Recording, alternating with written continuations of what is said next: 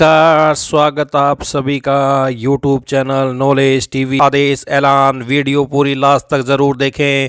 तो चलिए देखते हैं 12 बड़ी खबरें, घोषणा, ऐलान। पहली बड़ी घोषणा, गुलाबी और पीला राशन कार्ड कट जाने के डर से महिलाएं 2100 रुपये मासिक भत्ता प्राप्त करने के लिए आवेदन करने में हिचक रही हैं। दीनदयाल लाडो लक्ष्मी योजना के अंतर्गत प्रदेश सरकार ने 1 लाख रुपए वार्षिक आय तक परिवारों की महिलाओं को 2100 रुपये मासिक भत्ता देने की घोषणा की है। हरियाणा दिवस पर 1 नवंबर को इन महिलाओं को मासिक भत्ते की पहली किस्त दी जानी है। प्रदेश सरकार के पास उपलब्ध आंकड़ों के मुताबिक 1 लाख वार्षिक आय तक 23 से 60 वर्ष की महिलाओं की संख्या 19,62,000 है। 25 अक्टूबर तक सिर्फ 6,20,000 महिलाओं ने भत्ता प्राप्त करने के लिए आवेदन किया है। मुख्यमंत्री नायब सैनी ने महिलाओं की उदासीनता पर चिंता जाहिर की है। समाज कल्याण विभाग, पंचायत विभाग और क्रीड के अधिकारी ने मुख्यमंत्री को सूचना दी कि महिलाओं ने गुलाबी व पीले राशन कार्ड कट जाने का डर है। 25 से 50,000 रुपये वार्षिक आय वाले अंत्योदय परिवारों के गुलाबी कार्ड बनाए जाते हैं, जबकि 50,000 से 1,80,000 वार्षिक तक आय वाले परिवारों के पीले BPL कार्ड बनाने का प्रावधान है। 1,80,000 रुपये से अधिक वार्षिक आय वाले परिवारों के हरे यानी APL कार्ड बनते हैं।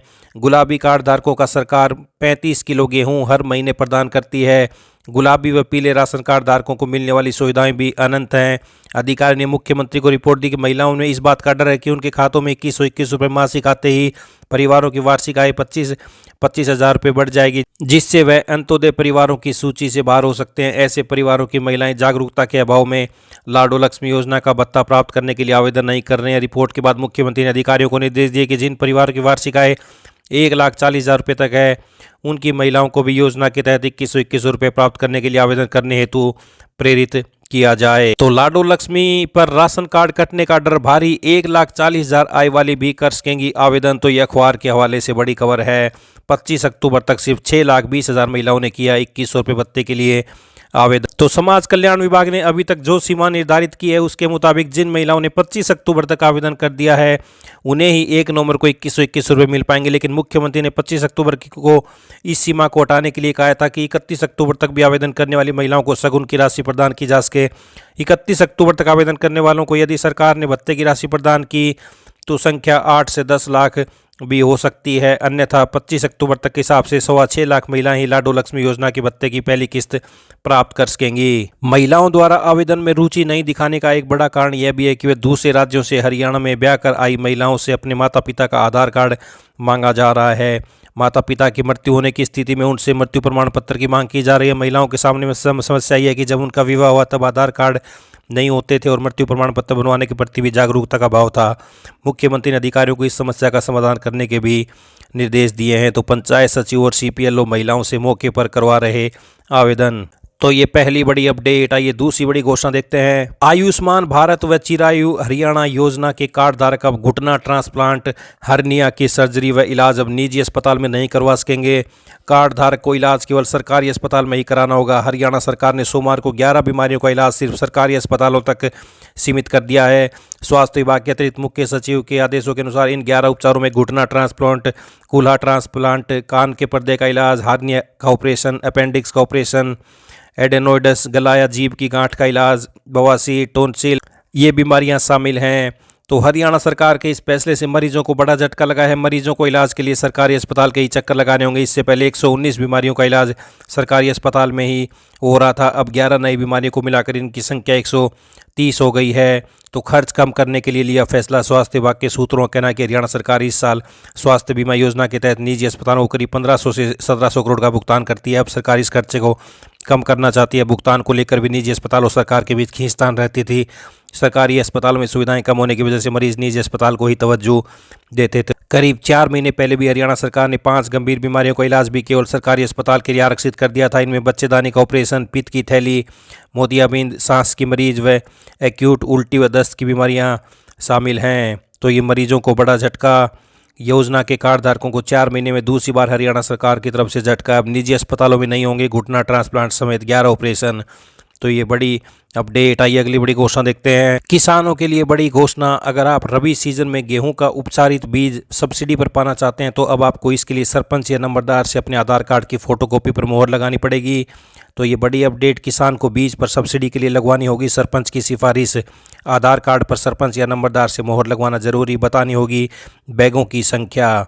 तो सरकार द्वारा सब्सिडी पर वितरित किए जाने वाले गेहूं के बीज को लेकर नया नियम लागू किया गया है, जिसके अंतर्गत किसान को अपने गांव के सरपंच या नंबरदार से अपने आधार कार्ड की फोटोकॉपी पर यह भी लिखवाना होगा कि उसे कितने बैग गेहूं के बीज की ज़रूरत है, जिसके आधार पर ही किसान को सब्सिडी पर बीज मुहैया कराया जाएगा। रबी सीजन की शुरुआत हो चुकी है। गेहूं के बेहतर उत्पादन के लिए किसानों को उपचारित बीज खरीदते हैं। सरकार द्वारा इस बार किसानों को प्रति क्विंटल करीब 1,000 रुपये की सब्सिडी देने का फैसला किया है। करीब 4,000 रुपये प्रति क्विंटल का बीज किसान को 3,000 रुपये में मिलेगा। सब्सिडी पर बीज प्राप्त करने के लिए किसानों को आधार कार्ड जरूरी था, लेकिन इस बार किसानों को आधार कार्ड पर अपने गांव के सरपंच या नंबरदार की मोहर लगवाना भी जरूरी किया गया है। किसानों को कितने बैग चाहिए यह भी सरपंच से सत्यापित कराना होगा। एक किसान को अधिकतम 15 बैग पर सब्सिडी दी जा सकती है। तो ये बड़ी अपडेट। आइए अगली बड़ी घोषणा देखते हैं। प्रदेश सरकार महिलाओं को 75,000 रुपये तक की सब्सिडी देगी। क्या है पूरी योजना?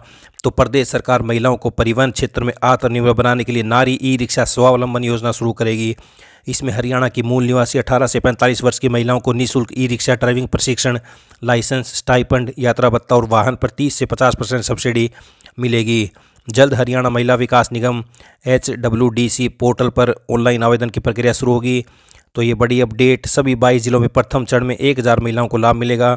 इसमें 400 BPL, 100 विधवा या तलाकशुदा तथा 500 अन्य श्रेणी की महिलाएं शामिल होंगी। चयनित महिलाओं को ई रिक्शा संचालन का प्रशिक्षण 10 दिनों तक जिला स्तर पर दिया जाएगा।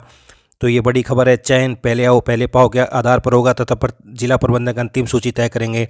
पात्रता 8वीं पास होगी। अच्छी दृष्टि, हरियाणा निवासी होना जरूरी है। BPL की आय सीमा 1,80,000, अन्य की 3 लाख तक, जबकि विधवा या तलाकशुदा के लिए कोई सीमा नहीं है। एक परिवार से एक सदस्य सब्सिडी ले सकता है। तो प्रशिक्षण के दौरान यात्रा भत्ता भी मिलेगा। सरकार प्रशिक्षण शुल्क 2,360 रुपये, लाइसेंस शुल्क 2,800 रुपये, स्टाइपेंड 1,000 रुपये 10 दिन के लिए, वह अधिकतम 200 रुपये प्रतिदिन यात्रा भत्ता भी महिलाओं को प्रदान करेगी। वहीं ई रिक्शा की कीमत 1.5 लाख मानते हुए BPL व विधवाओं को 75,000 तथा अन्य को 45,000 सब्सिडी मिलेगी। पति द्वारा वाहन न चलाने का शपथ पत्र भी देना होगा।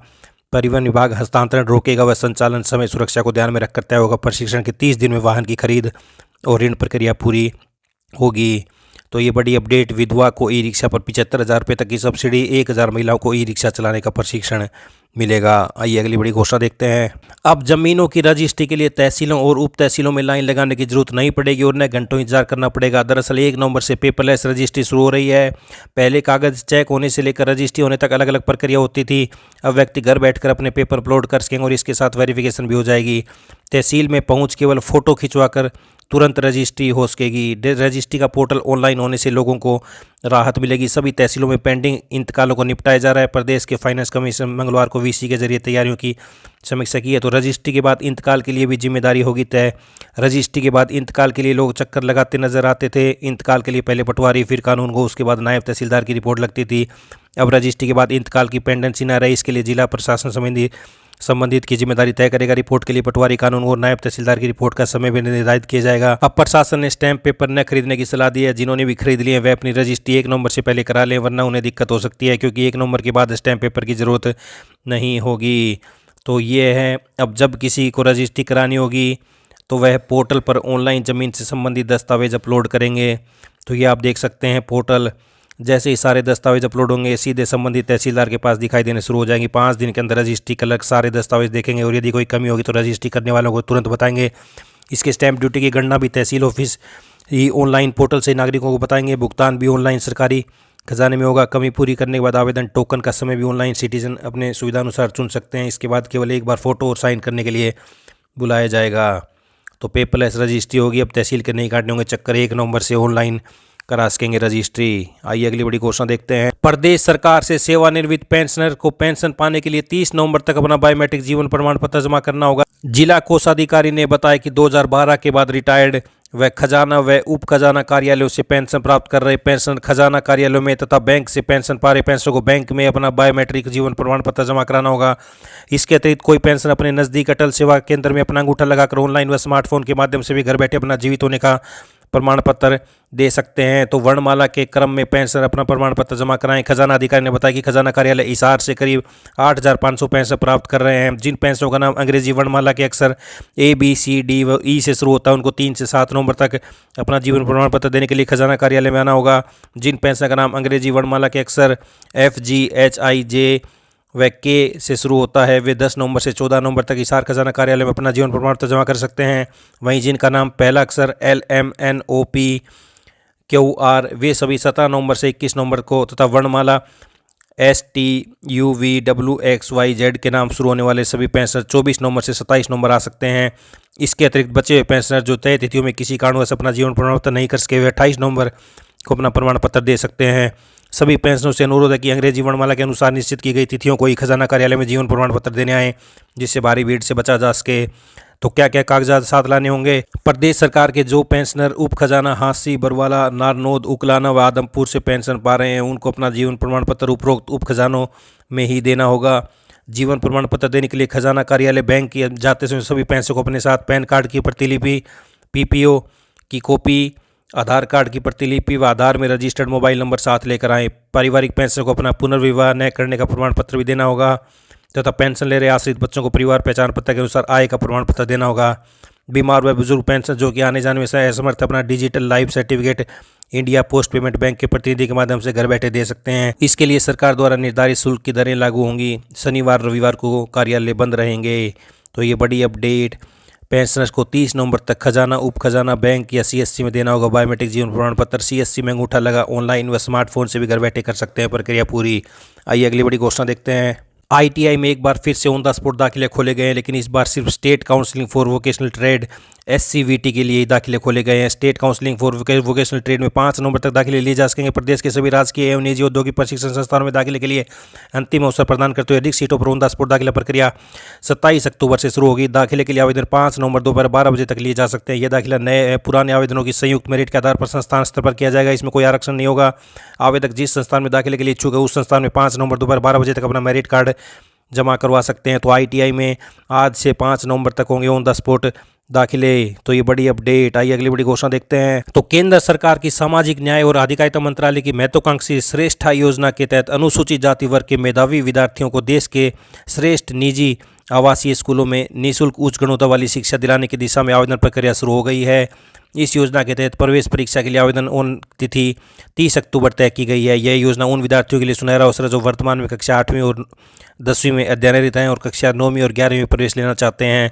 चयनित विद्यार्थियों को देश के नामी निजी आवासीय स्कूलों में दाखिला दिलाया जाएगा, जहां उन्हें शिक्षा, आवास, संपूर्ण अध्ययन सामग्री पूरी तरह निःशुल्क उपलब्ध कराई जाएगी। श्रेष्ठा योजना के अंतर्गत विद्यार्थियों का चयन दिसंबर में आयोजित होने वाली प्रवेश परीक्षा के माध्यम से किया जाएगा। परीक्षा में सफल होने वाले विद्यार्थियों को कक्षा 12वीं तक निःशुल्क शिक्षा दी जाएगी। तो यह योजना उन अनुसूचित जाति के विद्यार्थियों के लिए जिनके माता पिता की वार्षिक आय 2.5 लाख रुपए से कम है। श्रेष्ठा योजना के तहत मेधावी विद्यार्थी 30 अक्टूबर तक करें आवेदन। तो ये बड़ी अपडेट सामने आ रही है। आइए अगली बड़ी घोषणा देखते हैं। डॉक्टर अंबेडकर मेधावी छात्र योजना के तहत विद्यार्थियों को 8,000 से लेकर 12,000 रुपये तक वजीफा दिया जाएगा। योजना का लाभ लेने के लिए विद्यार्थियों को 30 नवंबर तक आवेदन करना जरूरी है। यह जानकारी SDM ने दी। उन्होंने बताया कि योजना का उद्देश्य विद्यार्थियों में उत्कृष्टता की भावना को प्रोत्साहित करना है। योजना के अंतर्गत सामान्य व पिछड़े वर्ग के छात्रों को 10वीं कक्षा में प्राप्त अंकों के प्रतिशत के आधार पर 8,000 से 12,000 रुपये तक की राशि दी जाती है। वहीं अनुसूचित जाति, विमुक्त जाति, घुमंतु और अर्धघुमंतु जातियों के छात्रों को मैट्रिकोत्तर कक्षाओं में दाखिला लेने पर 10वीं, 12वीं, स्नातक व पैरा स्नातक परीक्षाओं में प्राप्त अंकों की प्रतिशत के अनुसार वजीफा प्रदान किया जाता है। इस योजना का लाभ उन्हीं विद्यार्थियों को मिलेगा जिनके अभिभावकों की वार्षिक आय 4 लाख रुपए से अधिक नहीं है। तो ये बड़ी अपडेट सामने आ रही है। आइए अगली बड़ी घोषणा देखते हैं। सैनिक स्कूल में प्रवेश परीक्षा के लिए 30 अक्टूबर तक ऑनलाइन आवेदन आमंत्रित किए गए हैं। 6ठी व 9वीं कक्षा में प्रवेश के लिए कर सकते हैं आवेदन। तो ये बड़ी अपडेट। 6ठी कक्षा में 300 अंक की होगी प्रवेश परीक्षा। आइए अगली बड़ी घोषणा देखते हैं। हरियाणा सरकार ने विभिन्न विभागों के अधिकारियों के लिए होने वाली विभागीय परीक्षाओं का कार्यक्रम घोषित कर दिया है। तो 15 से 19 दिसंबर तक होंगी विभागीय परीक्षाएं। तो 24 नवंबर तक आवेदन करना होगा। आइए अगली बड़ी घोषणा देखते हैं। प्री स्कूल या डे केयर बिजनेस खोलना चाहते हैं तो 5 लाख की पूंजी से करें शुरुआत। तो बिजनेस की शुरुआत प्री स्कूल या डे केयर सेंटर शुरू करने के लिए सबसे पहले आपको 800 से 1200 वर्ग फीट का साफ सुथरा सुरक्षित स्थान चाहिए। यह जगह किसी रिहायशी इलाके में होनी चाहिए। बच्चों के खेलने और सीखने के लिए आवश्यक फर्नीचर, खिलौने, स्टेशनरी, सुरक्षा कैमरे और प्रशिक्षित स्टाफ की जरूरत होती है।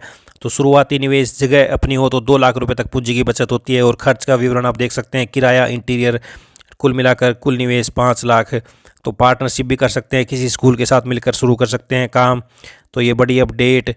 प्री स्कूल या डे केयर बिजनेस से बड़ी अपडेट। डीजीपी ने थाना प्रभारियों को पत्र जारी किया, थानों में बजेगा एकता की बिगुल, 31 तक पुलिस चौकियों में होंगे जागरूकता कार्यक्रम। तो ये बड़ी अपडेट, हर थाना कम से कम 2 जन जागरूकता कार्यक्रम करे जिससे लोगों में राष्ट्रीय एकता, सुरक्षा और कानून व्यवस्था के प्रति भरोसा बढ़े, अपराधियों को जेल भेजे, लोगों में भरोसा जगाएं। डीजीपी ओपी सिंह ने सभी थाना प्रभारी से कहा कि आयोजित कार्यक्रमों की फोटो और वीडियो सोशल मीडिया व सरकारी पोर्टल पर अपलोड करें। तो ये सभी हरियाणा वासियों के लिए आज बड़ी खबरें, घोषणा, ऐलान, पल पल की अपडेट आपको सबसे पहले यहाँ मिलती है। चैनल को सब्सक्राइब जरूर कर लें, घंटी का बटन जरूर दबाएं सब्सक्राइब करने के बाद, ताकि अगली वीडियो का नोटिफिकेशन आपके पास पहुँच जाए। तो चैनल को सब्सक्राइब करें, लाइक करें, शेयर करें, कमेंट करें, सब्सक्राइब करें।